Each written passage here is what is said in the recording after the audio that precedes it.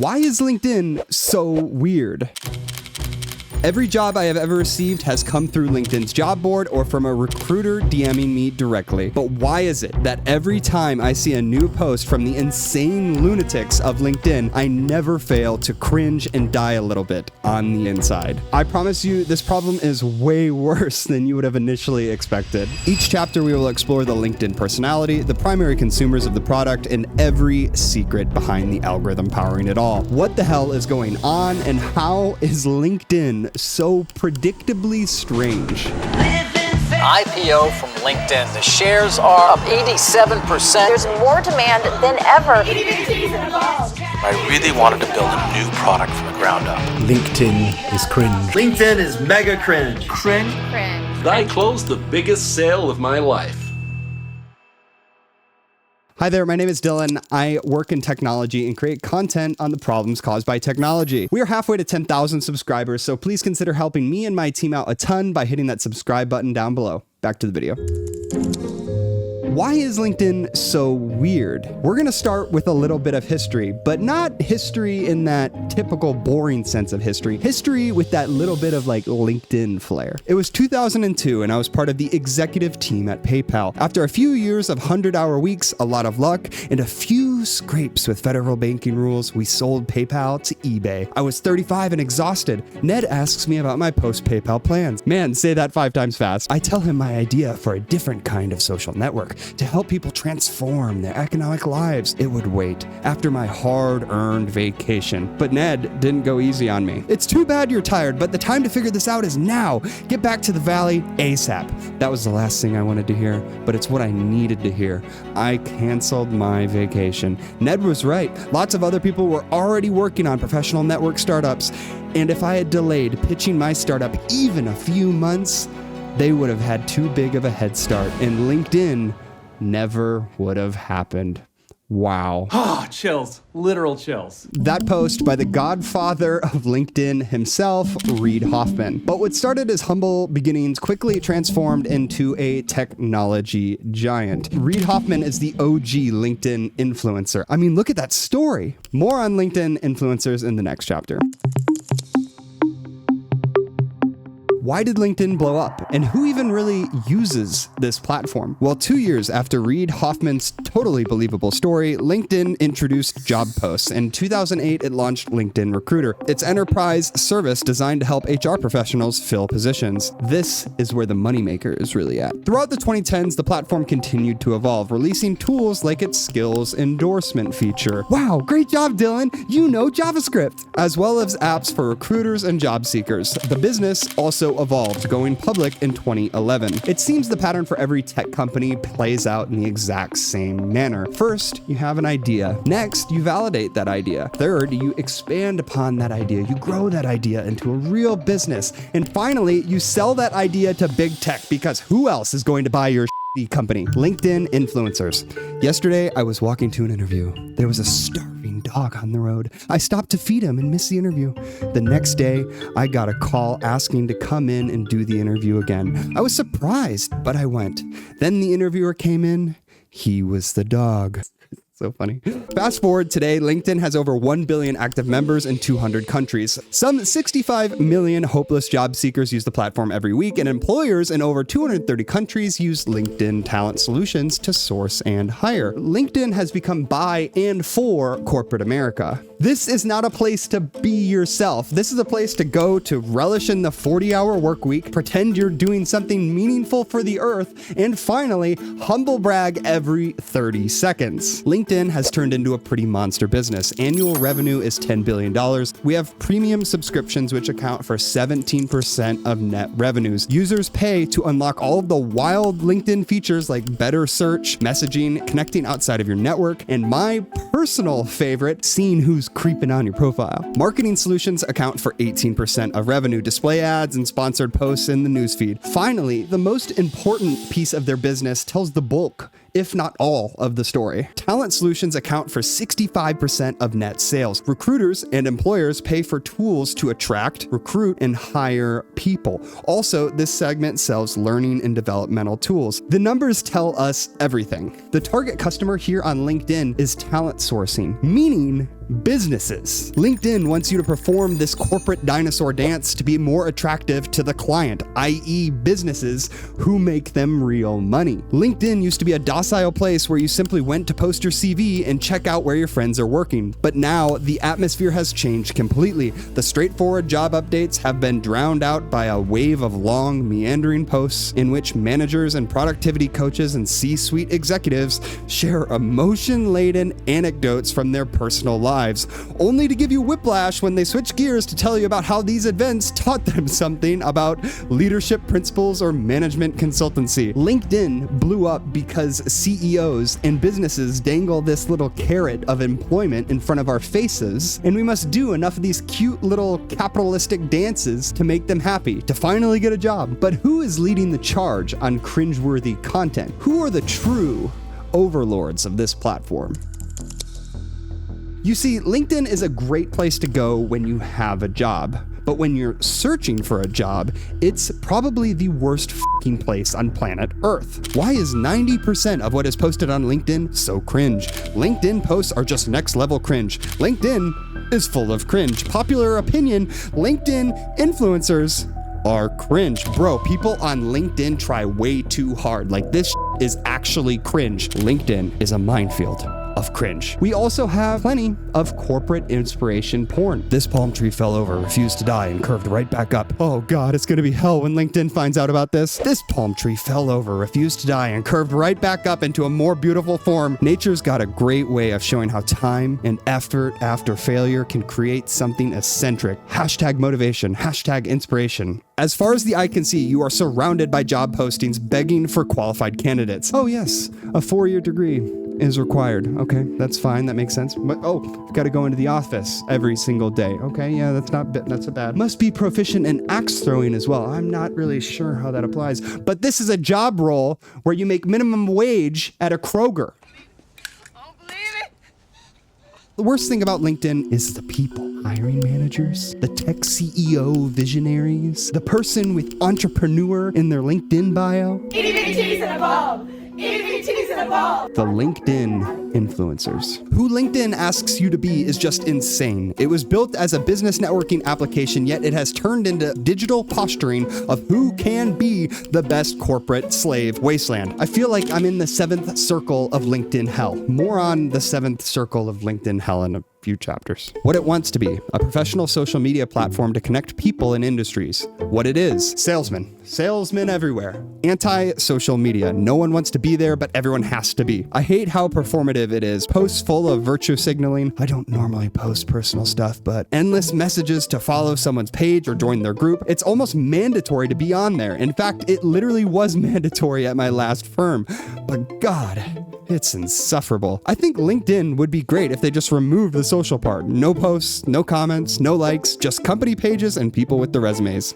Maybe. On LinkedIn, this is what you need to do. You need to take minor achievements and blow them way out of proportion. Imagine what you already do on your resume, right? Take that, multiply it by 100. Now, you have your average LinkedIn post. Now you've hit warp drive and you're officially a LinkedIn influencer. I've got some templates to get you started. You want to try hard. Too hard, but too hard in a way that it weirdly works. I am absolutely humbled and honored to announce that it is with great humility and a heavy heart that I announce I'm giving you gold here. Humans don't talk like this. Hell, half of this isn't even true. What is going on? Canadian sociologist Irving Goffman has the answer. In a book called The Presentation of the Self in Everyday Life, Goffman posits that every person goes through life wearing masks, like an actor in a theater play. Most people are different personalities at work versus home versus happy hour. People wear these different masks to impress or avoid embarrassment with different audiences. I like to think that I'm the same in most situations. You've got work Dylan, you've got gym Dylan, there is home Dylan, there is YouTuber Dylan. All of these are pretty much the same people, but just like certain aspects of my personality are like spun up or spun down. On YouTube, I might be a little more bombastic, and at work, I might be a little bit more agreeable. Whereas at the gym, maybe I'm a little bit more social, and at home, I'm obviously more comfortable and relaxed. At the end of the day, I'm the same person, but you could argue this is where like the putting on of the mask is in everyday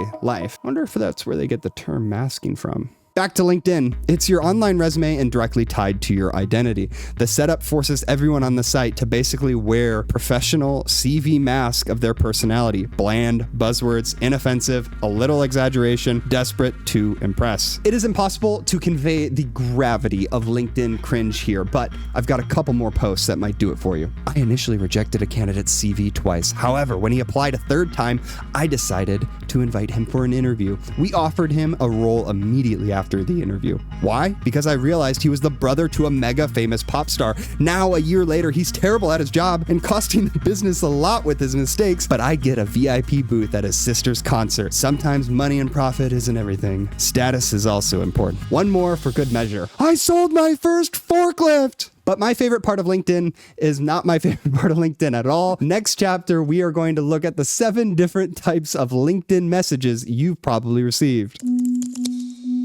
LinkedIn is a place so performative that it would put even the WWE to shame. It's a combination of corporate America, Amazon leadership principles, and desperation all bundled into one pathetic product. I don't even get contacted about anything useful on LinkedIn anymore. It's just 10,000 messages from universities trying to get me to come do their joke of an executive MBA program. I 100% only use LinkedIn to see if people are viewing my profile. The profile hasn't been updated since 2016. For users, LinkedIn networking often means a barrage of in-mail and connection requests. In order of least cringe to most cringe, at number 7, we have the bad sales pitch. Salespeople slide into DMs to peddle their company's product whether you're the right person to buy it or not.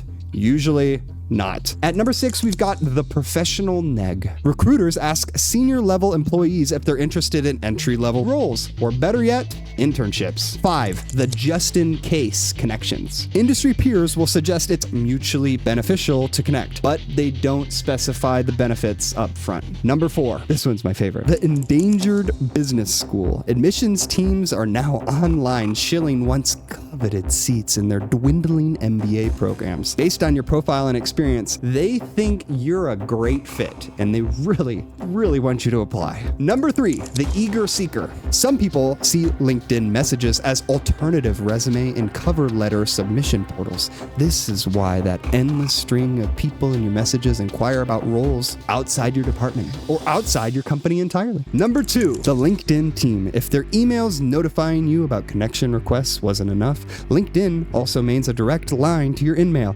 Expect prompts to try premium, credits to advertise your company, and messages about whatever the hell else they might be feeling. At number 1, the most cringe. LinkedIn stands in its long tradition of every site becoming a dating site, or a place to sexually harass people. If you haven't gotten one of these messages in your in-mail, you probably know somebody who has. What makes matters even worse is there really isn't a competitor to LinkedIn. You've got Monster.com and Indeed, which are pretty much a joke of a website compared to LinkedIn's job postings. And then you've got Glassdoor too, which is more of a place to review companies than it is a place to find a job. We are left with one company owned by, wait a minute, what the Microsoft? Are you kidding me? Are you telling me Microsoft is owned by...